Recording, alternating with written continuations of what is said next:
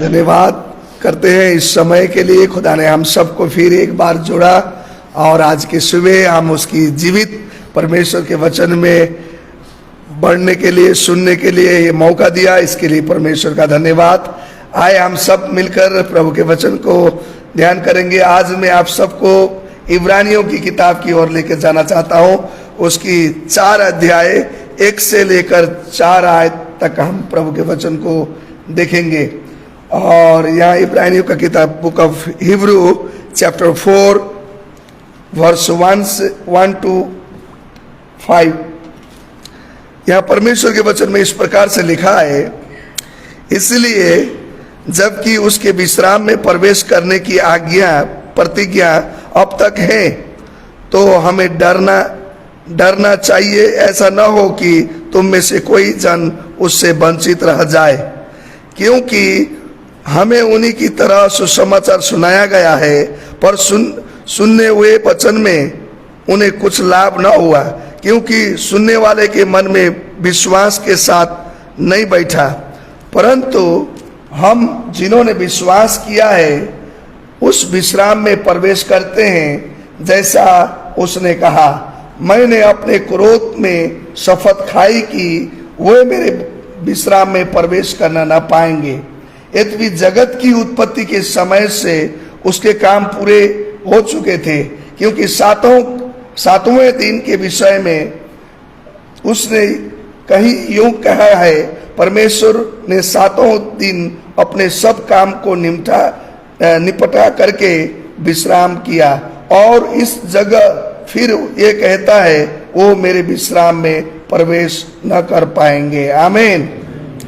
और आज मैं यहाँ से आपके बीच में परमेश्वर की विश्राम में प्रवेश करना, इसकी शीर्षक में बोलना चाहता हूँ। और बहुत सारे लोगों के लिए नया एक शीर्षक हो सकती है, परमेश्वर की विश्राम में प्रवेश करना। तो हम यदि देखें, बाइबल में यदि देखें, तो उत्पत्ति से ही लेकर प्रभु परमेश्वर ने जब सारी सृष्टि को बनाया, सारी चीजों को रचना करने के बाद परमेश्वर ने अंतिम में एक मनुष्य को बनाया। जब 6वें दिन की अंतिम समय में हम जब देखते हैं, परमेश्वर ने इंसान को बनाया। जब इंसान करने के बाद परमेश्वर कहता है कि 7वें दिन में परमेश्वर कहता है कि आज विश्राम लेगा। प्रभु ने विश्राम लिया। ये बात नहीं कि परमेश्वर थक चुके और विश्राम लिया, ये बात नहीं है। लेकिन परमेश्वर ने सारे काम को बनाया, सृष्टि की रचना सब कुछ होने के बाद काम पूरा हुआ।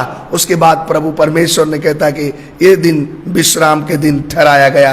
यदि हम उत्पत्ति का किताब उसकी 2 अध्याय का 1-2 आयत में हम जब देखते हैं, परमेश्वर ने ये बातें बताई गई हैं कि सृष्टि से ही परमेश्वर ने एक विश्राम को दिन इंसान के लिए ठहराया गया है।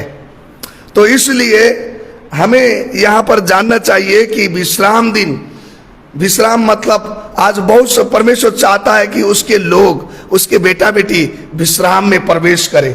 विश्राम में प्रवेश करने के लिए मतलब उस शांति में, उसकी शांति में प्रवेश करें। परमेश्वर चाहता है कि उसकी शांति हमारे जीवन में बने रहे। तो इसलिए आज इस खंड में हम परमेश्वर के वचन में देखते हैं, यदि जिन भाई बहन ने विश्वास नहीं किया, जिन भाई बहनों के मन में शंका है, जिन भाई बहनों के मन में अविश्वास है, वो कभी भी परमेश्वर के विश्राम में प्रवेश नहीं कर पाएंगे। इसलिए परमेश्वर चाहता है कि सारे परमेश्वर की चाहत ये है, शुरू से लेकर परमेश्वर ने जब इंसान आदम और हव्वा को बनाने के बाद ही वो उसके साथ विश्राम में प्रवेश करे, वो उसके साथ आनंदित रहे, वो उसके साथ शांति में बने रहे।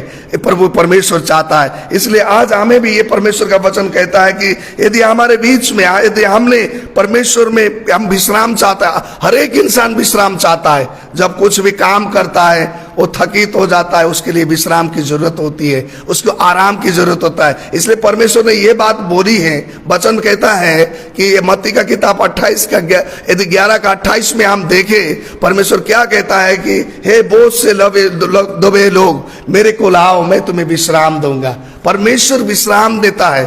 परमेश्वर चाहता है। लेकिन उस विश्राम को पाने के लिए, उस विश्राम में आने के लिए परमेश्वर में विश्वास करना बहुत जरूरी है। परमेश्वर की बातें को मानना बहुत जरूरी है, उसकी आज्ञाओं को मानना बहुत जरूरी है। यदि हम उसकी आज्ञाओं को नहीं मानते हैं, उसमें विश्वास नहीं करते हैं, तब कभी हम विश्राम में प्रवेश नहीं करता है। यही हिब्रू का किताब उसके 3 अध्याय का 18 आयत में लिखा है। परमेश्वर कहता है, और उसने किन से शपथ खाई कि तुम मेरे विश्राम में प्रवेश न कर पाओगे? क्या केवल उनसे नहीं जिन्होंने आज्ञा न मानी? परमेश्वर कहता है कि तुम मेरे विश्राम में प्रवेश नहीं कर पाओगे यदि तुम मेरे वचनों को पालना नहीं करोगे, मेरे विश्राम, मुझे विश्वास नहीं करोगे, तो मेरे विश्राम में प्रवेश नहीं करना पाओगे। परमेश्वर ने वचन में ये बातें बताई गई है। इसलिए परमेश्वर चाहता है कि उसकी सृष्टि, उसके लोग सब परमेश्वर के विश्राम में प्रवेश करें। कैसे? विश्वास के जरिए से। विश्राम तभी हमें मिलता है जब विश्वास हम उस खुदा पर करते हैं, तब हम विश्राम में प्रवेश करते हैं। उसकी, परमेश्वर की गॉड रेस्ट, परमेश्वर की विश्राम में हम प्रवेश कर पाते हैं। इसलिए भाई बहन, आज आपको और मुझे हर दिन परमेश्वर के विश्राम में प्रवेश करना बहुत जरूरी है। बिना परमेश्वर के विश्राम में प्रवेश करे मसीह जिंदगी जी नहीं सकते हैं।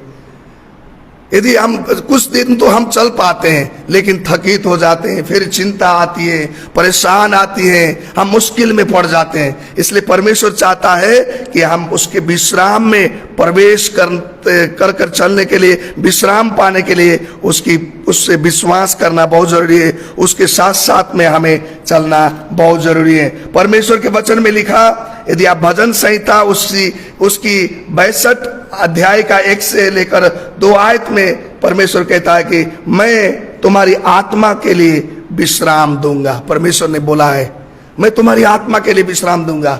ये विश्राम हम थकित होकर विश्राम लेने की बात नहीं है। परमेश्वर हमारी आत्मा को भी शांति देगा, हमारी आत्मा में भी हमें विश्राम मिलेगी। परमेश्वर ये आत्मिक की बातें हमें बताए जा रहे हैं। इसलिए प्रभु चाहता है कि हम उसमें ही बने रहे।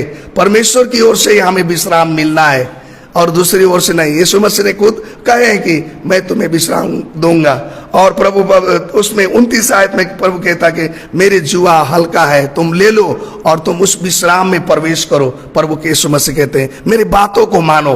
प्रभु के वचन में लिखा है, यदि जिस दिन हमने परमेश्वर की बात नहीं मानते हैं, जिस दिन हम परमेश्वर पर विश्वास हमारा टूट जाते हैं, हमें विश्राम नहीं मिलती है। दुनिया की जो कुछ भी कर ले, हमें विश्राम नहीं मिलती है। इसलिए परमेश्वर का वचन में लिखा हुआ है, प्रभु का वचन यिर्मयाह की किताब उसकी 6 अध्याय का 16 आयत में परमेश्वर का वचन में लिखा हुआ है, मैं तुम्हें विश्राम दूंगा, मैं तुम्हारी आत्मा के लिए विश्राम दूंगा। परमेश्वर का वायदा है, तुम विश्राम पाओगे। प्रभु के वचन में लिखा हुआ है।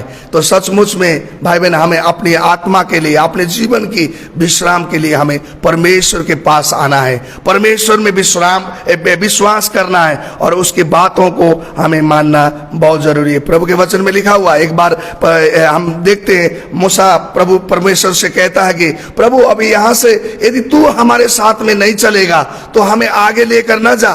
प्रभु ने उसने परमेश्वर से बताया गया और परमेश्वर कहता है कि मैं तुम्हारे साथ रहूंगा और तुम्हें विश्राम भी दूंगा। प्रभु ने वचन में लिखा हुआ। प्रभु के वचन में यदि आप एक्सोडस की किताब उसकी 33 अध्याय का 14 आयत में आप देखोगे, निर्गमन की किताब 33 अध्याय का 14 आयत में परमेश्वर कहता है कि मैं तेरे साथ में रहूंगा और तुझे विश्राम भी दूंगा। प्रभु ने बोला गया है। इसलिए परमेश्वर में हमें विश्राम पाने के लिए हमें विश्वास करना बहुत जरूरी है। परमेश्वर में शांति पाने के लिए हमें विश्वास और उसकी बातों को मानना बहुत जरूरी है। इसलिए आज के सुबह हम सब लोग प्रभु की उपस्थिति में हम उस परमेश्वर में विश्राम पाना बहुत जरूरी है, क्योंकि परमेश्वर में विश्राम नहीं पाते हैं तो हम हमेशा थकित हो जाते हैं, हम चिंतित हो जाते हैं, हम निराश में हो जाते हैं, हम मुश्किल में पड़ जाते हैं। इसलिए परमेश्वर चाहता है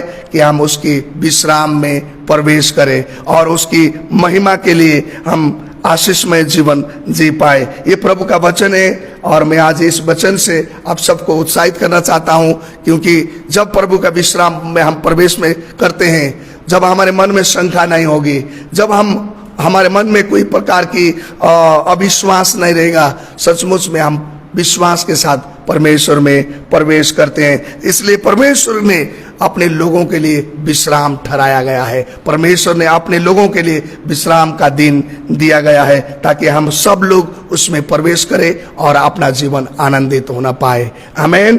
तो आए आगे के समय हम मिलकर प्रार्थना की ओर